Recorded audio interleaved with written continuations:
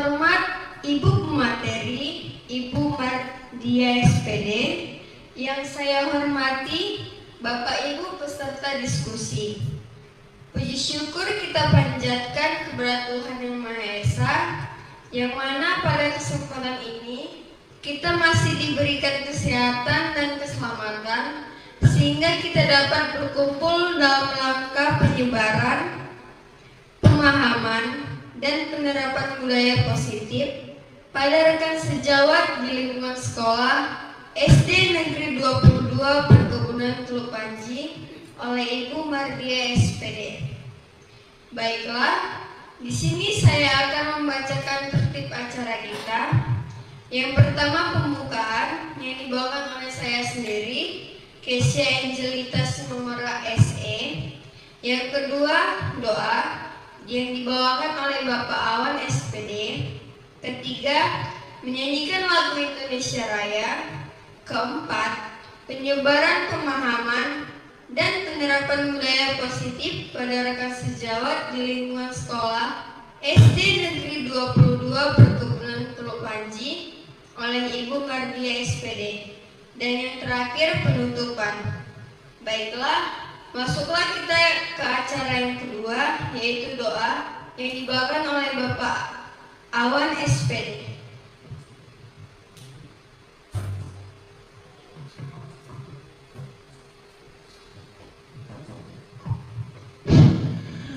Terima kasih waktu yang tepat yang sudah diberikan kepada saya. Baiklah, Assalamualaikum warahmatullahi wabarakatuh.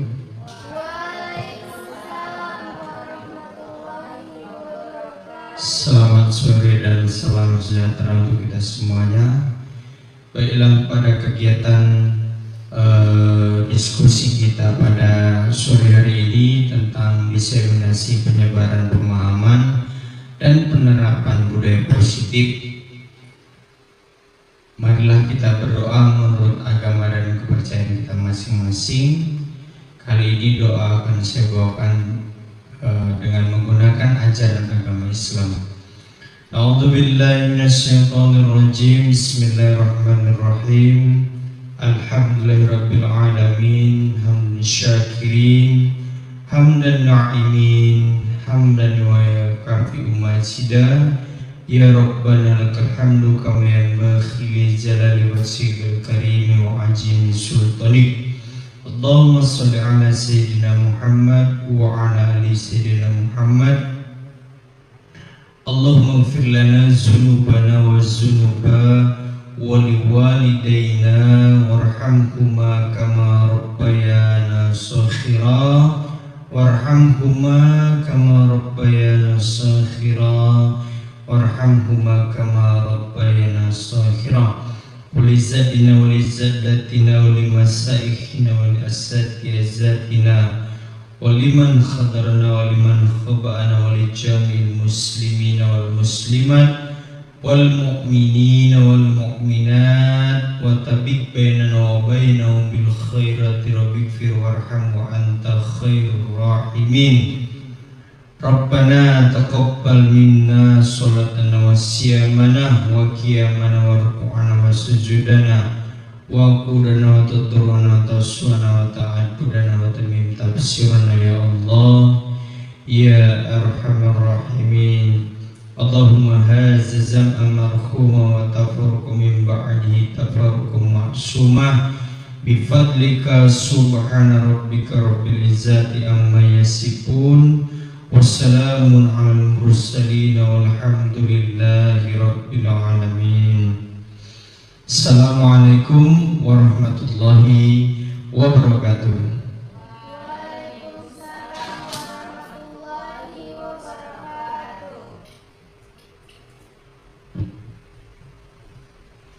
Terima kasih kepada Bapak Awan SPD yang telah membawakan doa. Selanjutnya kita menyanyikan lagu Indonesia Raya. Sebelum itu, para tamu diskusi diharapkan untuk berdiri.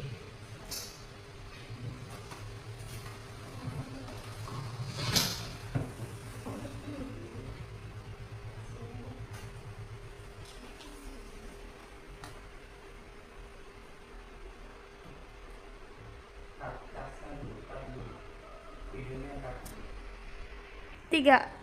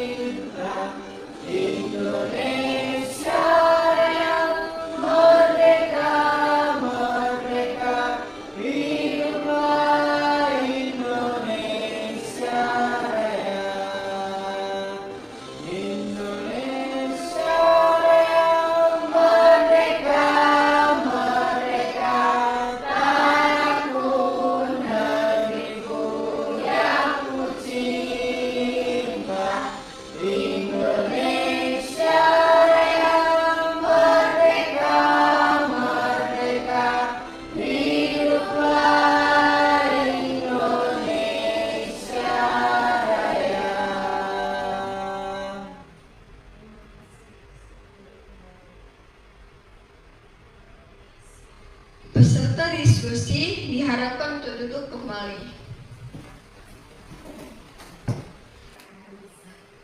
Termasuk ke acara yang selanjutnya, yaitu penyebaran pemahaman dan penerapan budaya positif pada rekan sejawat di lingkungan sekolah SD Negeri 22 Perkebunan Teluk Panji oleh Ibu Mardia SPD.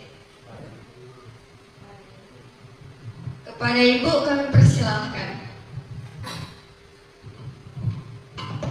Terima kasih kepada Ibu moderator yang telah memberikan saya waktu untuk mengambil alih diskusi pada hari ini. Baiklah Bapak dan Ibu, selamat siang. Salam sehat untuk kita semuanya. Masih semangat kan Bapak, karena kita kan Bapak dan Ibu sudah mengikuti kegiatan di pagi hari, dan hari ini saya meminta waktunya untuk diluangkan kita berdiskusi tentang penyebaran pemahaman dan penerapan budaya positif. Baik, yang pertama, sebagai insan yang beragama, tak lupa kita memanjatkan puja dan puji syukur kita kehadirat Allah Subhanahu wa Ta'ala, yang mana pada siang hari yang berbahagia ini kita masih diberikan kesempatan, kesehatan, keselamatan, sehingga kita bisa berkumpul dan berdiskusi untuk menyamakan pemahaman kita tentang budaya positif. Selain itu juga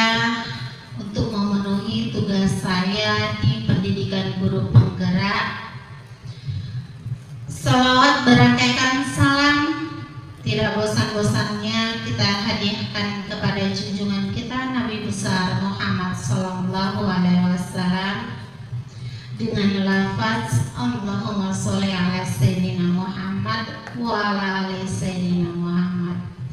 Semoga kita menjadi hamba yang dirindukan dan mendapat syafaat beliau. Amin, amin, ya Rabbal Alamin. Baiklah Bapak dan Ibu peserta diskusi pada siang hari ini. Pada hari ini saya akan menyampaikan diseminasi penyebaran, pemahaman dan penerapan pengalaman budaya positif di sekolah kita.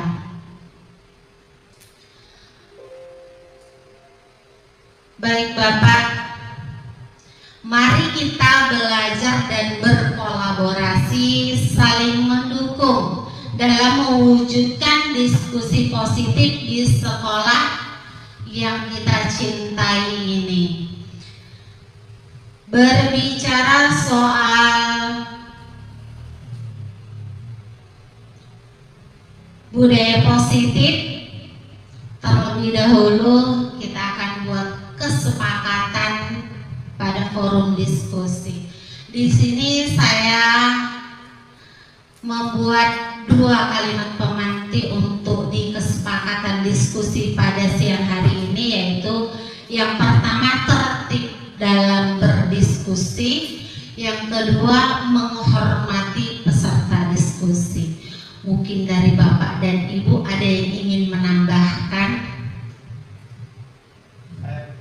Baik, Pak Awan. Terima kasih Ibu pemateri, Ibu Mardia yang sudah memberikan kesempatan kepada saya. Di sini saya ingin menambahkan satu dalam kesempatan pada kesepakatan diskusi kita pada sore hari ini, yaitu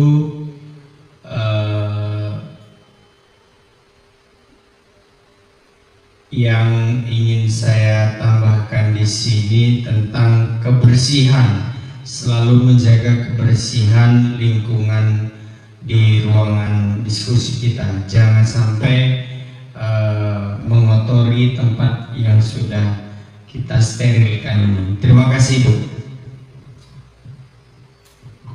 Baik, terima kasih kepada Pak Awan yang telah menambahkan di poin ketiga.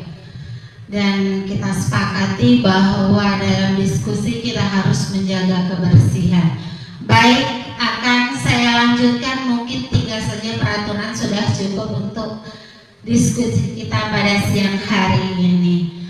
Baik, dalam topik budaya positif di sini ada membahas 7 topik. Yang pertama yaitu pembelajaran dengan paradigma baru. Yang kedua, disiplin positif. Yang ketiga, kebutuhan dasar manusia. Dan yang keempat, motivasi perilaku manusia. Yang kelima, posisi kontrol. Dan yang keenam, keyakinan kelas. Dan yang terakhir, yang ketujuh, yaitu segitiga restitusi. Baik Bapak Ibu, sebelum kita mulai kegiatan, saya ingin membuat aura positif di dalam ruang diskusi ini. Saya meminta kepada Bapak dan Ibu untuk berdiri. Oke, setelah berdiri saya meminta Bapak dan Ibu saling berhadapan dengan teman di sebelah. Di sini mari kita menciptakan aura positif dalam diri kita sebelum mengikuti ruangan diskusi ini, yaitu senyum selama 20 detik. Bisa Bapak dan Ibu? Senyum. Jadi oke, saya hitung dari 1, 2, 3. Mari kita senyum. Boleh Bapak Ibu nampak giginya juga boleh. Tertawa juga boleh, karena dari senyum itu tadi akan menimbulkan ekspresi yang lucu dari teman, jadi kita jadi tertawa. Ya kan Bapak dan Ibu, boleh sambil tertawa.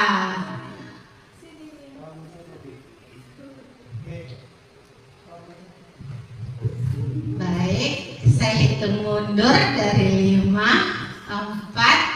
3, 2, dan 1. Oke, terima kasih banyak untuk kita semua. Tepuk tangan dulu untuk kita semuanya. Oke, terima kasih Bapak dan Ibu setelah lelah menjalani aktivitas tapi tetap semangat dalam forum diskusi. Baik, kita akan membahas yang pertama, yaitu pembelajaran dengan paradigma baru. Apa sih pembelajaran dengan paradigma?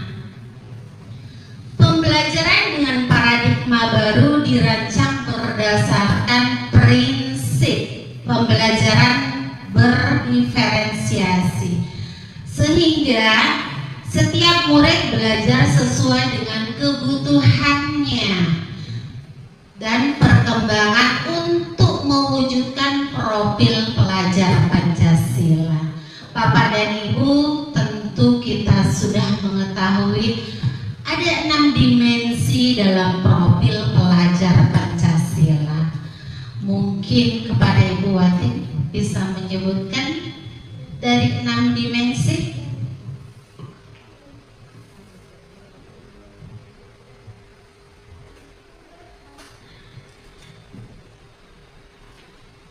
Baiklah, saya akan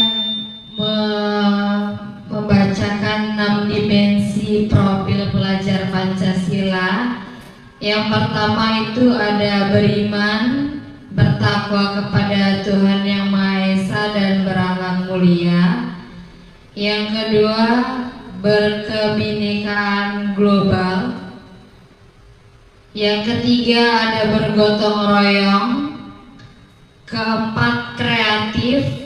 Dan kelima, bernalar kritis. Dan yang terakhir adalah mandiri.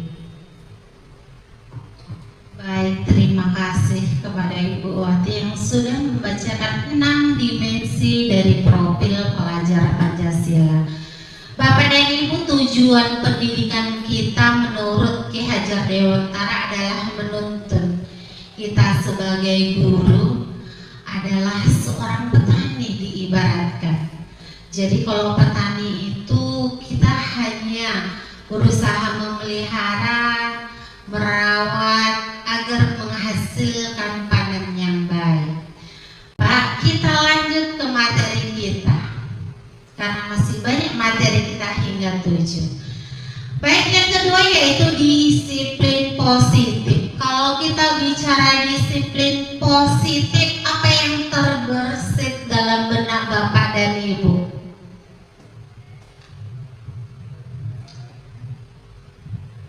Kalau ya, terima kasih Pak Awan. Baik Bu, terima kasih. Saya sudah diberi kesempatan yaitu untuk menyampaikan argumentasi saya tentang disiplin positif. Kalau menurut saya, Ibu pemateri, karena sesuai dengan konsep pembelajaran berdasarkan pemikiran filosofi Hajar Dewantara, sekarang kita lagi digerakkan dan digalak-galakkan di setiap lingkungan sekolah melakukan disiplin positif. Nah, disiplin ini pengganti daripada peraturan. Jadi kalau menurut saya disiplin ini lebih mengarah kepada pendidikan berkarakter atau menuntun tumbuh kembangnya karakter dari peserta didik. Terima kasih Bu. Baik sekali. Dan kita lanjutkan untuk materi berikutnya yaitu disiplin positif merupakan satu cara menerapkan disiplin yang mengajak murid untuk bertanggung jawab, menumbuhkan kesadaran diri dan menanamkan nilai-nilai kebajikan. Selain itu juga disiplin positif ini sendiri adalah sebagai pengontrol diri dalam melakukan segala tindakan. Jadi agar siswa kita tidak melanggar peraturan, jadi mereka memiliki kontrol tersendiri dengan disiplin positif. Kemudian yang terakhir yaitu disiplin diri dapat membuat murid memahami dan menyadari berdasarkan motivasi internal, bukan akibat paksaan, pujian ataupun hukuman. Nanti akan kita bahas di materi berikutnya, yaitu tentang motivasi perilaku manusia. Jadi kita next untuk berikutnya Bapak dan Ibu. Yang ketiga yaitu kebutuhan dasar manusia. Di sini saya memiliki pertanyaan pemantik dan saya meminta kepada rekan saya untuk membacakan pertanyaan pemantik.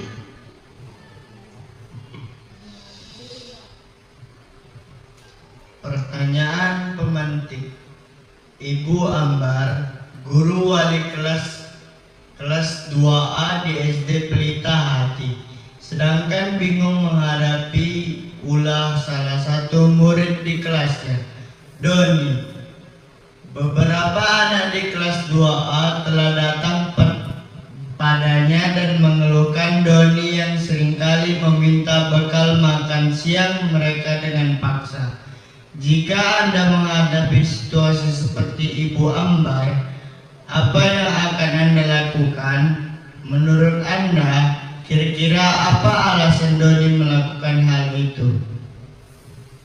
Baik, terima kasih kepada rekan saya yang sudah membacakan pertanyaan pemantik. Dari pertanyaan ini kita bisa melihat berarti banyak sekali kesalahan yang dilakukan atau perilaku siswa yang tidak sesuai dengan aturan sekolah. Itu penyebabnya apa ya? Kita next ya, kita tahu apa jawaban. Yaitu ada 5 kebutuhan dasar manusia. Yang pertama itu ada bertahan hidup. Bertahan hidup itu kita butuh makan, minum, tempat tinggal, pakaian, kesehatan. Yang kedua, kasih sayang. Kalau kasih sayang ini kita semuanya membutuhkan. Tentu tidak hanya murid, tapi kita orang dewasa membutuhkannya. Bagaimana jika kita tidak mendapatkan kasih sayang? Apa yang kita rasakan? Tentu kita akan galau. Yang ketiga yaitu kebebasan. Yang keempat ada kesenangan dan penguasaan. Dari kelima kebutuhan dasar ini tadi yang dialami sama si Doni, berarti Doni berperilaku seperti ini, ada kebutuhan dasar yang tidak terpenuhi. Mungkin Doni merasa bosan dari kebutuhan dasar, kebebasan dia gak dapatkan. Mungkin bosan tiap hari makan bekal di rumah itu aja. Kalau dengan mengganggu bekal teman ini tadi kan beragam. Ada yang mungkin sayuran yang pakai daging, pakai ayam, kemudian ada juga yang dengan ikan. Kemudian selain itu juga mungkin Doni ini memiliki kesenangan sendiri. Jika mengganggu teman akan memberikan rasa bahagia karena temannya udah dijahilin. Dan selain itu juga mungkin Doni memerlukan untuk bertahan hidup. Apa itu? Mungkin Doni tadi nggak sarapan, jadi dia gangguin teman-temannya. Baik, next, mungkin dari kebutuhan ini kita nanti akan bisa memahami perilaku siswa kita berkata, kenapa mereka melakukan penyimpangan? Mungkin ada kaitannya dengan 5 kebutuhan dasar manusia. Kita lanjutkan di poin keempat, yaitu motivasi perilaku. Ini tadi yang sudah saya munculkan di sebelumnya tentang motivasi perilaku. Ya. Motivasi perilaku pada manusia, terutama kita bahas tentang siswa atau anak murid kita di sekolah. Itu motivasi ada 3 dan 2 itu bersumber dari motivasi eksternal Bapak dan Ibu. Yang pertama itu untuk menghindari ketidaknyamanan atau hukuman, dan untuk mendapatkan penghargaan dan imbalan. Kedua motivasi ini adalah motivasi eksternal. Jika kita lakukan terus-menerus akan berdampak negatif bagi murid kita. Kita memberikan imbalan dan hadiah itu adalah hal yang baik, tetapi jangan kita lakukan secara kontinu atau berkelanjutan, karena akan berdampak. Anak akan tergantung, motivasinya itu didukung karena dapat hadiah dari Pak Guru, makanya aku datangnya tepat waktu. Dan seharusnya kita sebagai guru bisa menumbuhkan motivasi yang ketiga. Apa itu motivasi ketiga?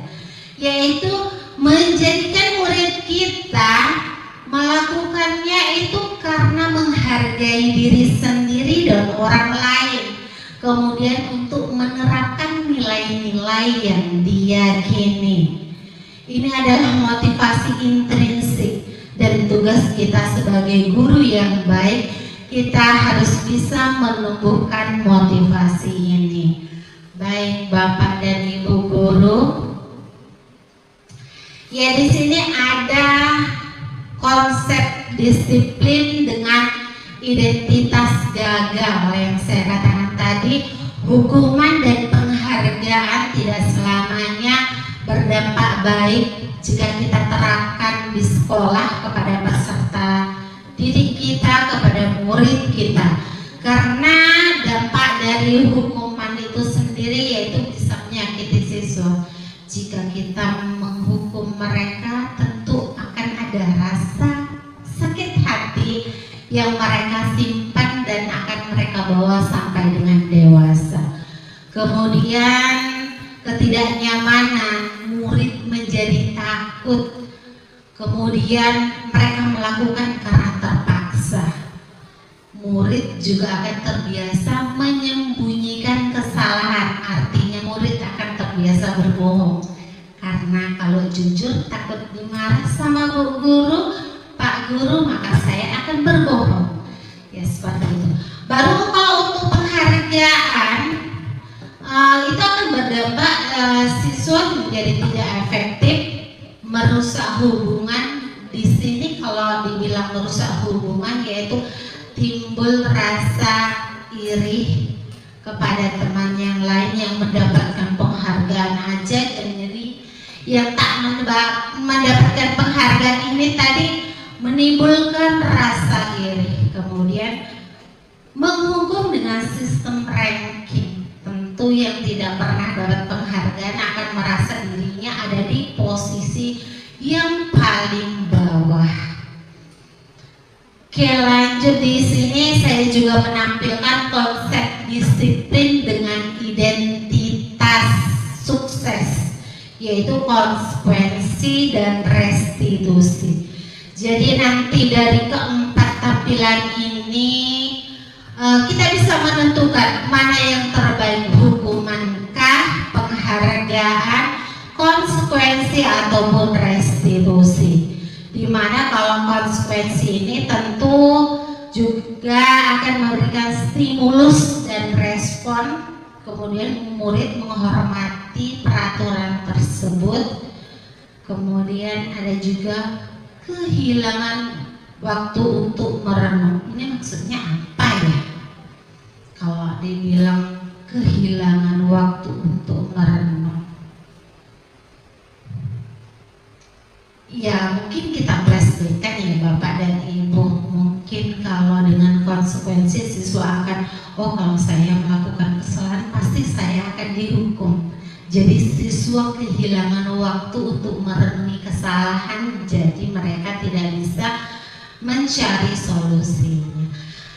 Dan berbanding terbalik dengan restitusi. Di sini restitusi memberikan siswa untuk bertanggung jawab pada perilakunya, fokus pada pemecahan masalah pada jangka panjang. Murid menghargai dirinya dan orang lain, kemudian sebagai kontrol dalam diri murid itu sendiri, dan murid akan bersemangat memperbaiki. Jadi saya mau bertanya kepada Bapak dan Ibu guru rekan diskusi di sini. Jadi dari keempatnya tadi, mana yang sebaiknya kita lakukan? Kepada Ibu Sari mungkin bisa menyampaikan pendapatnya.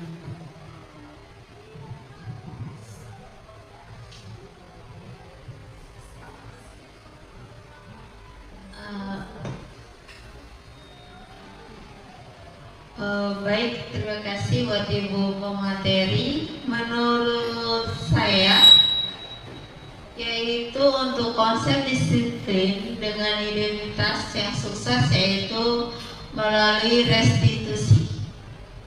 Terima kasih. Baik, terima kasih, tepat sekali Ibu Rinda. Yaitu sebagai guru kita harus bisa mendapatkannya pada tindakan restitusi. Kita lanjut. Di sini ada kuis Bapak dan Ibu. Saya hanya ingin membacanya dan Bapak mengatakan ini hukuman atau konsekuensi. Yang pertama, mencatat 100 kali di dalam buku kalimat "saya tidak akan terlambat lagi karena terlambat ke sekolah". Ini hukuman atau konsekuensi? Hukuman. Kita lanjut untuk kalimat yang kedua, lari mengelilingi lapangan basket 2 kali karena terlambat di sekolah. Hukuman atau konsekuensi ya Bapak? Hukuman. Kita lanjut yang ketiga, membersihkan coretan yang dibuat di meja tulis. Ini hukuman atau konsekuensi? Konsekuensi. Ya benar, tepat, ini adalah konsekuensi. Karena apa? Karena dia melakukan kesalahan, konsekuensinya dia harus membersihkan apa yang sudah dicoretnya. Dan yang keempat, murid diminta untuk push up 15 kali karena tidak menggunakan masker. Ini hukuman atau konsekuensi? Ya benar, tepat sekali, hukuman. Dan yang berikutnya, menggantikan kertas tugas siswa yang telah dicoret-coret. Konsekuensi. Mantap, peserta diskusi saya sepertinya penyebaran pemahaman budaya positif. Saya rasa untuk guru-guru saya, rekan-rekan kerja sudah sangat-sangat memahami. Baik, saya lanjutkan. Ini tadi jawabannya dan kesimpulannya, perbedaan antara hukuman, konsekuensi dan restitusi. Di sini saya akan menarik kesimpulan saja karena tadi Bapak dan Ibu peserta diskusi sudah menjawab kuis yang saya sajikan. Dan itu jawabannya sudah sesuai.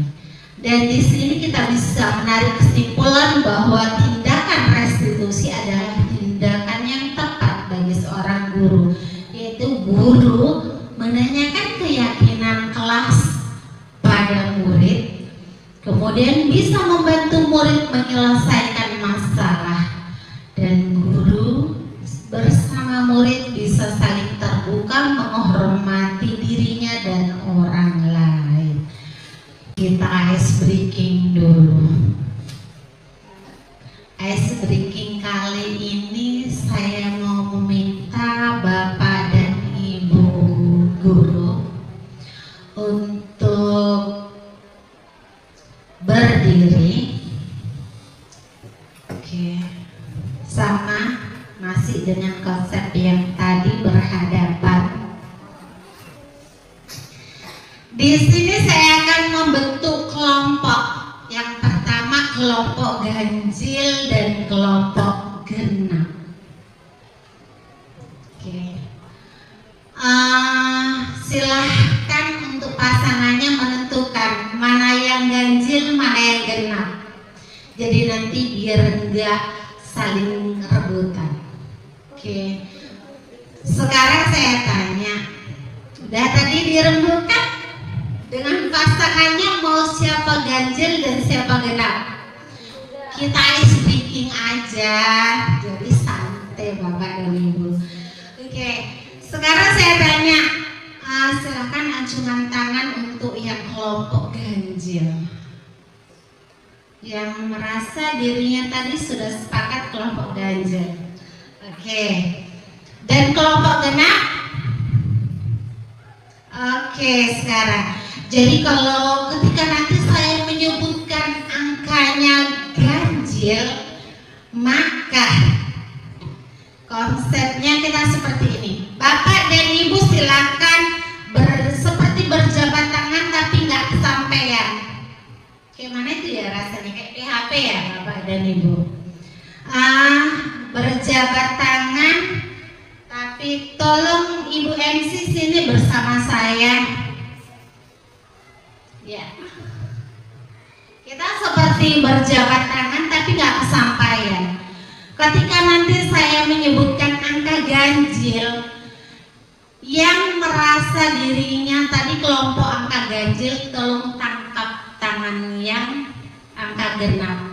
Dan angka genap ini tadi berusaha lah, jangan dipasrahkan, kasih aja. Berusaha untuk dihindar. Oke. Kita mulai ya. 10. Ya, angka ganjil berarti menghindar. Angka genap lah yang menangkap. Bisa Bapak Ibu? Kita ulang. Oke, kita ulang sekali lagi. Biar nggak ngantuk ya Bapak dan Ibu. Oke. Sekarang saya tanya dulu untuk mengingatkan. Ganjil? Ganjil? Oke. Sekarang saya sebutkan angkanya. Kalau tadi satuan, saya ingin menyebutkan dalam bentuk puluhan. 13. Salah nggak ini 13? Oke. 13 kan ganjil, ganjil lah yang kejar. Oke. Belum paham ya? Kita ulang sekali lagi. Kalau tadi sudah satuan puluhan, maka saya akan ngambil ratusan. Biar tambah nggak paham ini Bapak dan Ibunya. Oke, kita ulang. Genap coba dulu saya untuk mengingatkan. Genap. Siapa genap? Oke. Nah, silahkan ya. Tangannya bentuknya seperti bersalaman. Ibu genap ya, dan Ibu moderator ganjil. Oke, saya akan menyebutkan angka 120. Dapatkan, berarti yang menang adalah ganjil kalau di saya. Oke, terima kasih Bapak dan Ibu guru. Tepuk tangan untuk kita semuanya. Semangat sekali kita hari ini harusnya ya Bapak dan Ibu guru. Next, kita lanjut ke materi kita berikutnya, yaitu keyakinan kelas. Bapak dan Ibu guru, sudahkah di kelas masing-masing Bapak dan Ibu guru sudah membuat keyakinan kelas? Sudah, mantap sekali Bapak dan sebab keyakinan kelas adalah salah satu disiplin positif yang bisa kita terapkan untuk membangun budaya positif di sekolah. Dengan adanya keyakinan kelas, diharapkan dapat mewujudkan tujuan pendidikan yang berorientasi pada profil pelajar Pancasila. Jadi dalam disiplin positif itu akan menumbuhkan rasa tanggung jawab siswa, karena dengan kesepakatan kelas yang sudah kita buat antara guru dan murid, tentu itu akan menumbuhkan kesepakatan tersendiri di sekolah kita atau di kelas kita yang sudah kita terapkan, bahwa apa yang sudah kita buat kita sepakati untuk tidak dilanggar. Baik, saya menampilkan di sini cara membentuk keyakinan kelas. Yang pertama lebih abstrak, yang kedua berupa pernyataan universal, yang ketiga dibuat dalam bentuk kalimat positif, yang keempat sedikit saja agar mudah diingat. Jadi kata-katanya itu jangan panjang-panjang ya Bapak dan Ibu. Misalnya buang sampah pada tempatnya, kan lebih mudah untuk diingat. Kemudian datang tepat waktu, jangan biasakan menggunakan kata jangan datang terlambat ya Bapak dan Ibu. Kemudian yang kelima, sesuaikan dengan kondisi kelas agar dapat diterapkan.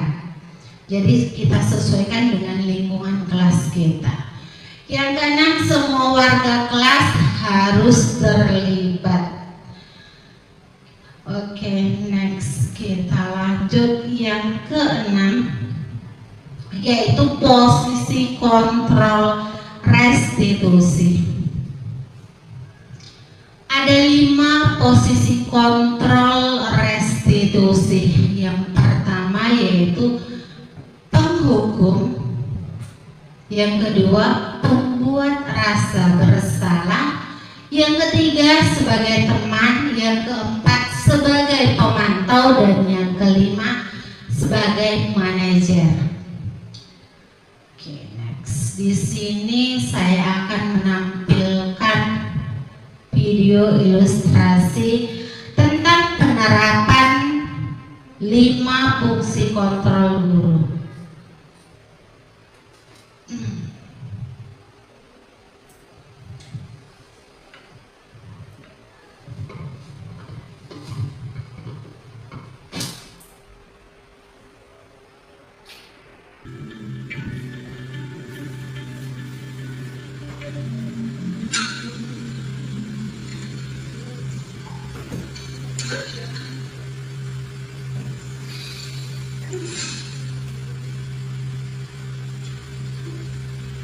Siang Sarah.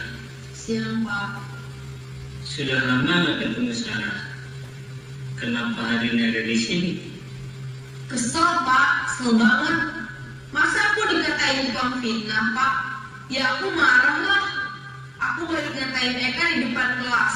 Kesel banget. Oh begitu. Ya pasti kamu marah dan kesal. Bapak juga akan marah apabila ada yang menuduh Bapak seperti itu. Kemudian pada saat itu kamu mau melakukan apa? Ya saya langsung ngatain Eka Pak. Kesel banget. Saya bentak-bentak dia di depan teman-teman lain. Oh begitu. Pasti kamu melakukan seperti itu karena suatu alasan tertentu, bukan? Iya lah, masa saya diam saja Pak? Ya saya bela diri lah. Masa saya dituduh tukang fitnah? Ya wajarlah. Mempertahankan harga diri itu sesuatu yang penting buat kamu.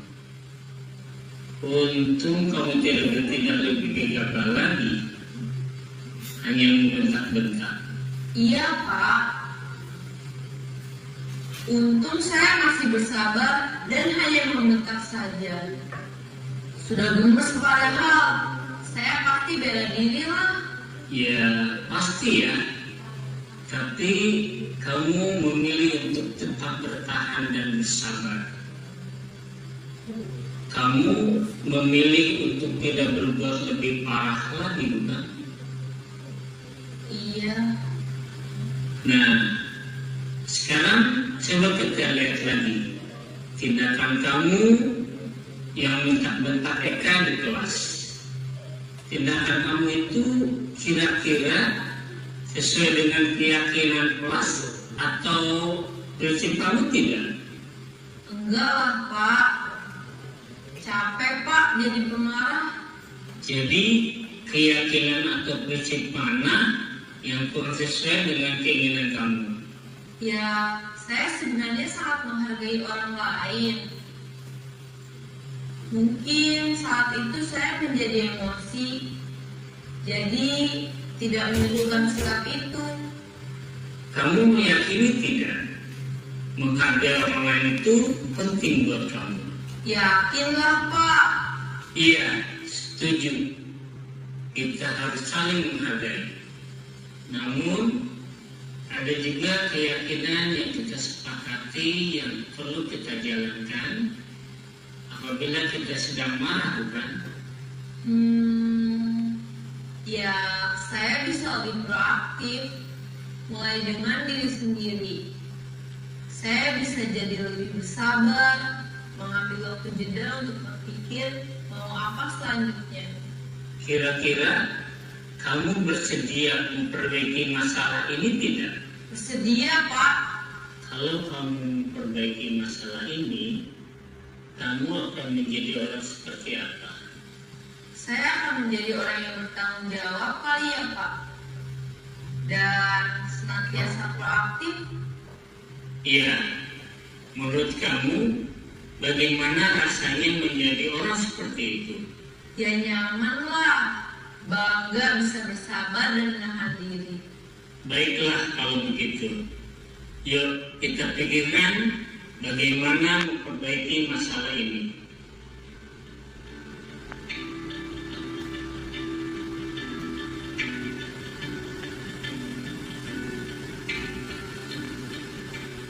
Ibu dan Bapak guru hebat. Baru saja kita menyaksikan contoh bagaimana seorang guru berada dalam posisi manajer menggunakan penerapan segitiga restitusi. Baik.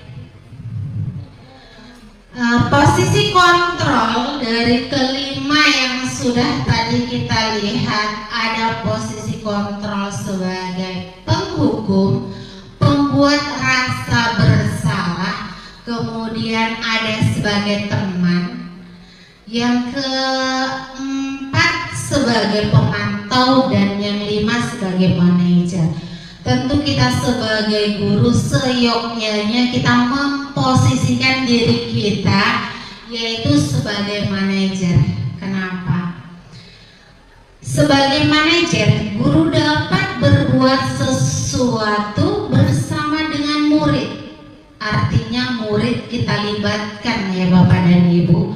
Guru dapat mempersilahkan murid untuk bertanggung jawab, mendukung murid agar dapat menemukan solusi. Selain itu juga posisi manajer mengacu pada restitusi yang dapat menjadikan murid sebagai manajer bagi dirinya sendiri sehingga tercipta identitas positif pada diri murid. Jadi Bapak dan Ibu, kita seyogyanya menerapkan posisi manajer.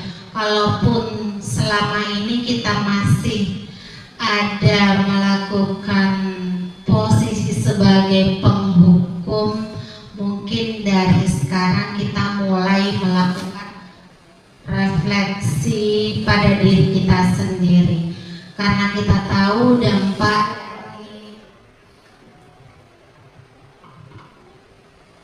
penghukum itu sendiri akan memberikan dampak negatif bagi murid kita. Murid kita mungkin akan merasa tersakiti dan perasaan itu bisa terbawa sampai dengan dewasa. Dan ketika kita menempatkan diri kita sebagai manajer, kita melibatkan siswa dalam berdiskusi untuk menyelesaikan permasalahan yang sedang dihadapi. Baik, yang ketiga yaitu tentang segitiga restitusi, masih berkaitan dengan materi kita sebelumnya, yaitu restitusi adalah proses menciptakan kondisi bagi murid untuk memperbaiki kesalahan mereka sehingga mereka bisa kembali pada kelompok mereka dengan karakter yang baik. Dalam segitiga restitusi itu ada 3. Yang pertama, menstabilkan identitas. Yang kedua, memvalidasi tindakan yang salah. Dan yang ketiga, menanyakan keyakinan. Dari segitiga restitusi ini, kalau kita artikan stabil identitas itu artinya ketika siswa marah, mengalami masalah mungkin dengan rekannya di kelas, maka kita sebagai guru akan menempatkan diri kita untuk menstabilkan identitas siswa dengan memberikan penenang agar siswa tadi dapat mengontrol emosi. Kemudian kita memvalidasi tindakan yang salah itu tadi. Kita sebagai guru bisa bertanya kepada murid kita, apakah tindakan yang dilakukannya benar atau salah dan alasannya apa, seperti itu dan Bapak. Kemudian kita menanyakan keyakinan yang sudah kita buat di kelas, apakah sudah sesuai. Jika tidak, mungkin anak akan bisa merefleksikan diri dan mencari solusinya. Baik, dalam ciri-ciri pendekatan restitusi ini sendiri, yang pertama yaitu bukan menebus kesalahan namun belajar dari kesalahan, memperbaiki hubungan. Kemudian tawarkan bukan paksaan. Artinya dalam restitusi kita tidak pernah melakukan paksaan, tapi kita hanya menyadarkan murid kita untuk memperbaiki kesalahan. Next. Baik, terima kasih untuk rekan-rekan saya. Di sini saya sudah memaparkan tentang pemahaman budaya positif. Terima kasih atas waktu dan kesempatan Bapak dan Ibu guru untuk bisa berkolaborasi dengan saya hari ini. Dan acara ini saya tutup sebelumnya dengan salam guru penggerak. Nanti saya katakan, maka Bapak dan Ibu guru bisa berkata dengan tergerak, bergerak, dan menggerakkan. Bisa kita Bapak dan Ibu? Salam guru penggerak.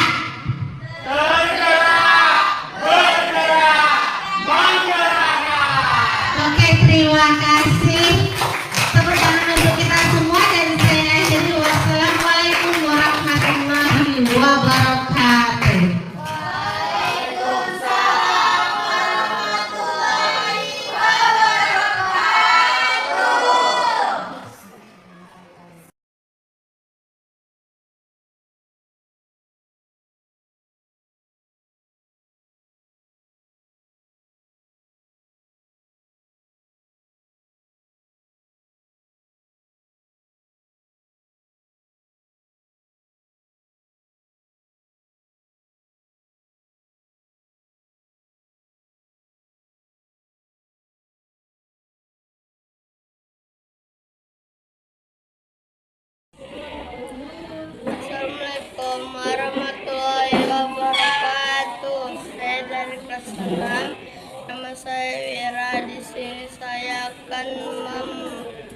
memberikan respon terhadap kesepakatan kelas yang kami buat bersama Ibu Mardia, seperti tanggung jawab dalam mengerjakan tugas. Jadi kami lebih tahu arti sebuah tanggung jawab, kejujuran, dan bisa menghargai waktu diri sendiri dan orang lain. Terima kasih Ibu Mardia. Assalamualaikum, nama saya Amira, saya dari kelas 6. Di sini saya akan memberikan respon terhadap kesepakatan kelas yang kami buat bersama Ibu Mardia, seperti datang tepat waktu. Jadi kami lebih menghargai waktu diri sendiri dan orang lain. Terima kasih Ibu Mardia.